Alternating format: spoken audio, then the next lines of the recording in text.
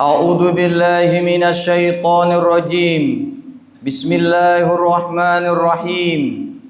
Ya ayyuhalladzina amanu taqullaha wa qulu qawlan sadida yuslih lakum a'malakum wa yaghfir lakum dhunubakum wa man yuti'illaha wa rasulahu faqad faza fawzan 'azima.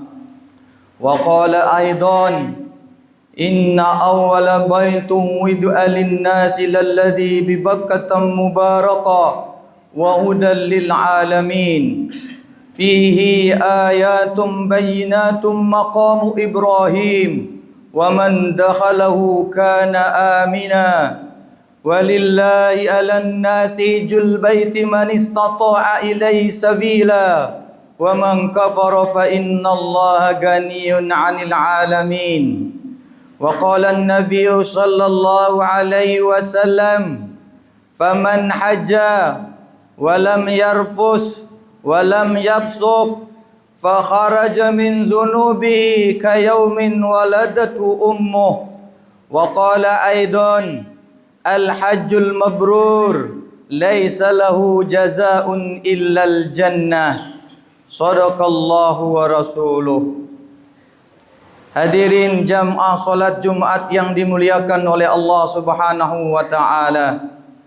Melalui mimbar khutbah kali ini, sebagaimana khatib-khatib sebelumnya, saya berpesan kepada kita semua, utamanya pribadi saya, marilah kita isi hari-hari kita yang sementara di dunia ini dengan kebaikan dan perbaikan sebagai wujud upaya kita meningkatkan kualitas taat dan takwa kita kepada Allah Subhanahu wa taala, yang dengan taat dan takwa ini akan mengantarkan kita kepada kehidupan yang bahagia sesungguhnya, baik di dunia utamanya di akhirat kelak. Serta tentunya saya berpesan pula kepada kita semua, utamanya diri saya, untuk kita tingkatkan kehati-hatian serta kewaspadaan kita hingga kita tidak mudah tertipu oleh bujuk rayu setan dan hawa nafsu kita, yang dengan demikian akan membawa kita kepada kehidupan yang sengsara baik di dunia maupun di akhirat kelak. Hadirin jamaah salat Jumat yang dimuliakan oleh Allah Subhanahu wa taala. Pergi haji terkadang membuat sedih orang yang ditinggalkan. Padahal bisa jadi jamaah haji yang pergi itu justru dia berbahagia. Inilah kata dia momen yang saya tunggu-tunggu, di mana hari saya diberangkatkan ke tanah suci, baik Makkah maupun Madinah Al-Munawwarah. Namun kenapa orang yang pergi haji selalu membuat sedih orang yang ditinggalkan? Dan terkadang pula orang yang pergi haji ini sedih. Inilah gambaran kematian. Karena terkadang kita menangisi orang yang meninggal dunia, bisa jadi orang yang meninggal dunia itu dia tersenyum. Kita menangis karena kita ditinggal pergi untuk selamanya oleh orang yang kita cintai, tapi bisa jadi orang yang kita tangisi itu dia tersenyum bahagia. Andai kata mungkin kita bisa melihat dan berkomunikasi dengan dia, maka dia akan berkata, tak usah tangisi saya, justru inilah yang saya harapkan. Karena tidak ada kebahagiaan melebihi kebahagiaan seorang hamba ketika berjumpa dengan Sang Pencipta. Hadirin jamaah salat Jumat yang dimuliakan oleh Allah Subhanahu wa taala. Inilah pelajaran yang bisa kita lihat dari perjalanan seorang hamba atau perjalanan jamaah calon haji kita. Di mana orang yang akan berangkat haji, jauh hari sebelumnya dia sudah mempersiapkan dirinya. Dia dikasih tahu ini yang boleh dan ini yang tidak boleh dibawa. Andai kata pun dia melanggar membawa sesuatu yang tidak boleh dibawa, maka dia akan mengalami keterlambatan dalam perjalanannya. Karena apa yang dia tidak boleh bawa, dia bawa akan terdeteksi, akan diperiksa oleh petugas sehingga akan memperlambat keberangkatannya. Begitu pula kita di atas dunia ini. Kita sudah diingatkan oleh Allah Subhanahu wa taala melalui lisan baginda Nabi besar Muhammad sallallahu alaihi wasallam untuk sebanyak-banyaknya kita melakukan kebaikan-kebaikan. Karena hanya kebaikan-kebaikan kita yang akan menemani kita. Karena kebaikan-kebaikan kita yang akan menghibur kita dalam kesendirian kita di alam barzah. Dan tentunya dalam ibadah haji ini, itulah yang kita harapkan setiap jamaah haji mengambil pelajaran. Bagaimana lama menunggu, begitu pula lama menunggu kita nanti di padang mahsyar. Bagaimana kita berpindah-pindah dari tempat yang satu ke tempat lainnya. Dari rumah pindah ke wali kota, dari wali kota berpindah ke asrama haji, dari asrama haji berpindah ke bandara internasional Lombok, dari Lombok berpindah ke Jeddah. Semuanya itu begitu melelahkan. Kalau di dunia saja begitu melelahkan, padahal masih kita bisa istirahat, bisa kita minum, bisa kita makan, atau yang merawat kita kalau kita sakit. Lalu bagaimana dengan perpindahan alam kita dari alam yang satu ke alam berikutnya yang begitu melelahkan? Maka pantaslah Abu Bakar As-Siddiq dalam sebuah kalam hikmahnya berkata, "Man dakhalal qabra bila zadah, faka'annama raqibal bahra bila safinah." Siapa yang masuk ke dalam alam barzah tanpa bekal, maka seolah-olah dia berenang di lautan tanpa perahu. Hadirin jamaah solat Jumat yang dimuliakan oleh Allah Subhanahu wa taala. Oleh karena itu saya berpesan kepada kita, utamanya jamaah calon haji kita di mana saja berada. Karena Anda tamu Allah, Allah yang panggil Anda, maka temuilah Allah, maka carilah Allah, maka fokuskanlah waktu hari-hari Anda untuk sebanyak-banyaknya beribadah kepada Allah Subhanahu wa taala. Mohon maaf kepada Allah Subhanahu wa taala, mohon ampun kepada Allah Subhanahu wa taala. Jangan tinggalkan tanah suci Mekah maupun Madinah kecuali Anda telah meninggalkan dosa-dosa dan kesalahan Anda.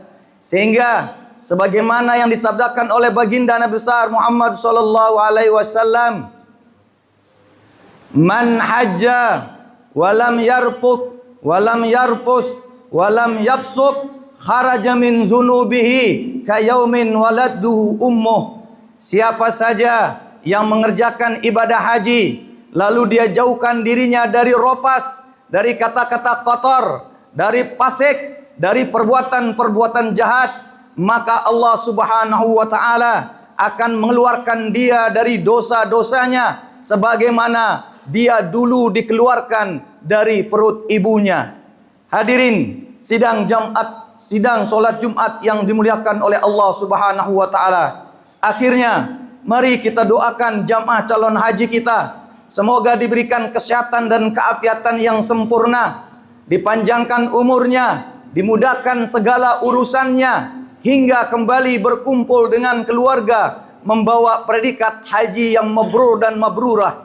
Adapun kita yang belum berangkat, mudah-mudahan suatu saat kita diberikan kepercayaan oleh Allah Subhanahu wa taala menjadi salah satu tamunya, baik untuk haji maupun untuk umrah.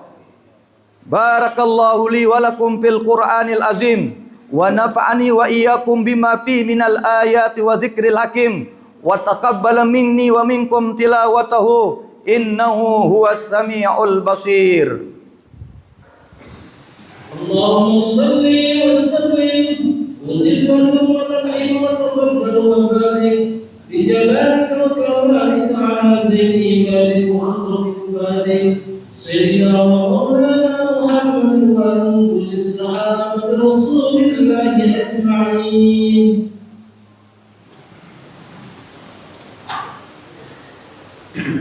الحمد لله حمدا كثيرا كما أمر. أشهد أن لا إله إلا الله وحده لا شريك له إرغاما لمن جحد به وكفر. وأشهد أن محمدا عبده ورسوله سيد الخلائق والبشر. اللهم صل على سيدنا محمد المختار وعلى آله وأصحابه الأخيار وسلم تسليما كثيرا. أما بعد، فيا عباد الله، أوصيكم وإياي بتقوى الله كما قال تعالى في كتابه الكريم: أعوذ بالله من الشيطان الرجيم، بسم الله الرحمن الرحيم. يا أيها الذين آمنوا اتقوا الله حق تقاته ولا تموتن إلا وأنتم مسلمون. وقال أيضا: أعوذ بالله من الشيطان الرجيم، بسم الله الرحمن الرحيم.